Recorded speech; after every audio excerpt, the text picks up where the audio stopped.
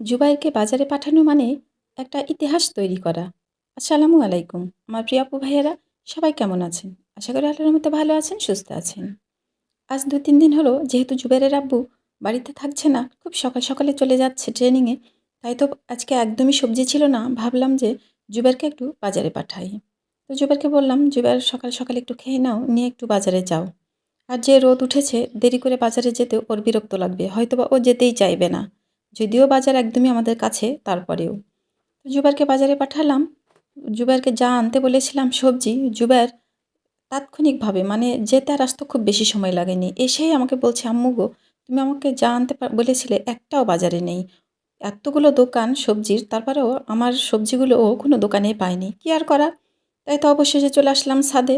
দেখি বাড়িতে যদি শাকসবজি না থাকে তাহলে নিজের ছাদ বাগানের বা বাড়ির যদি কোনো ছোট্ট বাগান থাকে সে বাগান থেকে কোনো না কোনো কিছু নিয়ে আল্লাহর রহমতে রান্না করা যায় বা সেই দিনটা চালিয়ে নেওয়া যায়। ঠিক সেটাই করলাম। ছাদে গেলাম, কয়েকটা ডাঁটা পেড়ে নিয়ে চলে আসলাম। আসার পরেই জুবাইর আমার সাথে জুলুম ধরেছে। আমাদের ২ টা ডাবের গাছ আছে। ও এখন ডাব খাবে। একটা গাছে মাত্র ৫ টা ডাব ধরেছে। একটা কয়েকদিন আগেই পড়ে গিয়েছিল। আর ৪ টা আছে। ও এখন কথা শুনবে না, খাবেই। তো বললাম, "তাহলে তুমিও উঠো, উঠে পারো।" তো ও উঠে পারল। যদিও ও ক্যামেরার সামনে আসে না। আমাকে ভিডিও করতে বলেছিল ওর ভাইয়াকে ভিডিওটা দেওয়ার জন্য। তো আমি ভাবলাম যে যাক, ওর ভাইয়াকেও দেওয়া হবে আর আমারও একটু আমার প্রিয় আপু ভাইয়াদের সাথে শেয়ার করা হবে। এটা ভেবেই কিন্তু আমি একটু ভিডিওটা করে নিয়েছি। ও কিন্তু জানে না যে আমি ওর ভিডিওটাও আপলোড দিব। তো যাই হোক, ওকে ডাব খাওয়ালাম। আর এই গরমে ডাব, তারপরে হচ্ছে শরবত, স্যালাইন এগুলো তো খুবই বেশি, বেশি খেতে হবে। নাহলে তো শরীরে খুবই সমস্যা হবে। আর পানি বেশি খেতে হবে। তো যাই হোক, আমাদের বাড়িতে গুড়ের শরবত গরমে প্রতিনিয়ত লাগে ওর আব্বুর জন্য। তো জুবাইরকেও ডাব খাওয়ালাম, খেয়ে রান্নাঘরে আসলাম। তো যেহেতু বাজার-টাজার কোনো কিছুই নেই বাড়িতে, তো কি করব? ডাঁটাগুলো তো উঠিয়ে এনেছি। তো যেটাই করি না কেন, আগে ডাঁটাগুলো কেটে ডাঁটাগুলোরই আগে ব্যবস্থা করি। কারণ এদিকে দেরিও হয়ে যাচ্ছে, ওর আব্বু যেহেতু চলে আসবে। তাই তো ডাঁটাগুলো কেটে নিলাম। আর নিলাম কয়েকটা আলু। যেহেতু বাড়িতে আমার আলু আছেই, টেনশন করছি না। আর টমেটোও আমার গাছের আছে আলহামদুলিল্লাহ। এখনও টমেটো হচ্ছে। হয়তো আর খুব বেশি দিন হবে না। ২-১ দিন হলেই হয়তোবা শেষ হয়ে যাবে গাছের টমেটো। তো আমি একটু মাছও বের করে নিলাম। জুবাইরকে বললাম, তো জুবাইর আজকেও মাছ খাবে না। আর ওর আব্বু মাছ খেতে একটু বেশি ভালোবাসে। তো ভাবলাম যে একটু মাছ বের করে নিই। নিয়ে মাছের পিসগুলো কিন্তু আমি খুব ছোট, ছোট করে কেটেছি। কারণ আমি এভাবে হাতে মাখিয়ে সুন্দর করে মাছ আর ডাঁটা রান্না করব তার জন্য। এর আগে তো বেশ কয়েকদিন কষায় রান্না করেছি। আজকে আর কষাবো না। হাতে মাখিয়েই রান্না করব। তো ওইদিকে ওই তরকারিটা হতে থাক আর আমি এইদিকে ফ্রিজে এই যে সলিড চিকেনগুলো রেখে দিয়েছিলাম। এগুলো রান্না করলে ওরা কেউ খেতে চায় না, আমারও নিজেরও খেতে ভালো লাগে না। তো কোনো কিছু করা হবে ভেবে রেখেছিলাম। আর আজকে যেহেতু রান্নাবান্না তেমন কিছু নেই, তাই তো ভাবলাম যে এই চিকেনটাও বের করে নিই। নিয়েই তো আমি সেদ্ধ করে নিলাম। নিয়ে আমি এখন সবগুলো ছড়িয়ে নিলাম। এই চিকেনের আজকে একটা ইউনিক রেসিপি হবে। একবারে নতুন অন্যরকম রেসিপি। আমার প্রিয় আপু ভাইয়ারা প্লিজ লাইক দিয়ে ভিডিওটা দেখা শুরু করবেন আর আমাকে ওয়াচ টাইম দিবেন। আর আমি এই চিকেনের কি রেসিপি তৈরি করছি বা কীভাবে চিকেনটা রান্না করছি, কিভাবে খেতে টেস্টি হবে সেটা দেখার জন্য অবশ্যই আমার সাথে থাকবেন।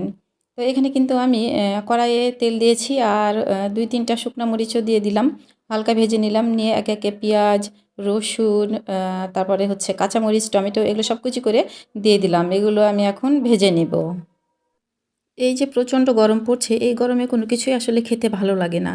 আর গরম বলে কথা নয়, গরম এবার হয়তো বেশি পড়ছে, গতবারও পড়েছিল। আ এমনি গ্রীষ্মকালে গরমের সময় খুবই বেশি তাপ না হলেও গরমের সময় কোনো খাবারই খেতে আসলে ভালো লাগে না। আর তারপরেও আমি এই সময়টাতে বেশিরভাগই একটু শুটকির রেসিপিটাই রাখি প্রত্যেকবারই। এবারও আছে, কিন্তু এবারে একটু মনে হচ্ছে যে শুটকির রেসিপিটা একটু কমই খাবো, কারণ রমজান মাসে একটু খাওয়া হয়েছে। আর একটু চেষ্টা করব নতুন কোনো কিছু করার। আ আর এভাবে রান্না করলে আমি জানি যে এই মাংসগুলো আমাদের ৩ জনেরই খেতে খুব ভালো লাগবে। আর শাকগুলো আমার নষ্ট হবে না। আর জুবায়েরকে চালাকি করে শাক আর মাংসটা আমার খাওয়ানো হয়ে যাবে। তাই তো আমি অনেক চিন্তাভাবনা করে এই রেসিপিটা করতে চলে আসলাম। তো আমার প্রিয় আপু ভাইয়ারা এরকম করে কিন্তু চিকেন আর শাক যদি একটু নরম করে ভেজে খান, তাহলে আমি জানি যে খেতে খুবই ভালো লাগবে। আপনারা একবার এভাবে খেয়ে দেখতে পারেন। আর যাদের ছোট বাচ্চা আছে যে তারা যদি শাক খেতে না চায় তাদেরকে এভাবে চিকেনের সাথে শাক রান্না করে কিন্তু খাওয়াতে পারেন। একদমই ওরা কিছু বুঝতে পারবে না। যেকোনো শাকের সাথে আসলে এটা চিকেনটা রান্না করা যাবে। এভাবে ভাজা, ভাজা করা যাবে। তবে ভাজাটা একটু নরম টাইপের হবে। তো ওইদিকে আমি সব প্রসেসিং করে মাংস আর শাকটা দিয়ে দিলাম। আর এখানে আমি একটু নাড়াচাড়া করে নিচ্ছি মাছের তরকারিটা। তো আলহামদুলিল্লাহ তরকারিটা দেখতে কিন্তু খুব ভালো লাগছে। তো একটু নাড়াচাড়া করে আবার ঢেকে দিলাম, ওটা ওইদিকে হতে থাক। আর এটা কিন্তু আমি কিছুক্ষণ পর, পর নাড়াচাড়া করে দিব। আর শাকে যেহেতু পানি আছে, এক ফোঁটা পানি দেইনি। কিছুক্ষণ পর, পর যদি ঢাকনা সরিয়ে নাড়াচাড়া করে দিই তাহলে শাক থেকেই একটা পানি বের হবে। সেই পানিতেই কিন্তু শাকটা সুন্দর সেদ্ধ হয়ে যাবে। আর চিকেনটা যেহেতু আমার সেদ্ধ করাই আছে। তো আমার প্রিয় আপু ভাইরা, এখানে কিন্তু আমার তরকারি রান্না করাটাও হয়ে গেছে। মাছ, ডাঁটা, আলু, টমেটো খুব সুন্দর হয়েছে। আর এদিকে আমার আ ভাজাটাও প্রায় হয়ে গেছে। চিকেন শাক ফ্রাইটাও প্রায় হয়ে গেছে। তো আমি ভাজাভাজিতে কিন্তু একবারে সয়াবিন তেল দিই না। এভাবে কিছুক্ষণ পর, পর একটু নাড়াচাড়া করি আর কিছুক্ষণ পর, পর দিই। আর জুবাইর তো মাছ খাবে না বলেছেই। যদিও আমি চিকেন আর শাক রান্না করছি, তাতেও ওর হবে না আমি জানি। তাই তো এইদিকে আমি একটু আলু দিয়েও মুরগির মাংস রান্না করে নিচ্ছি। এটা কিন্তু প্যারেন্টস মুরগি।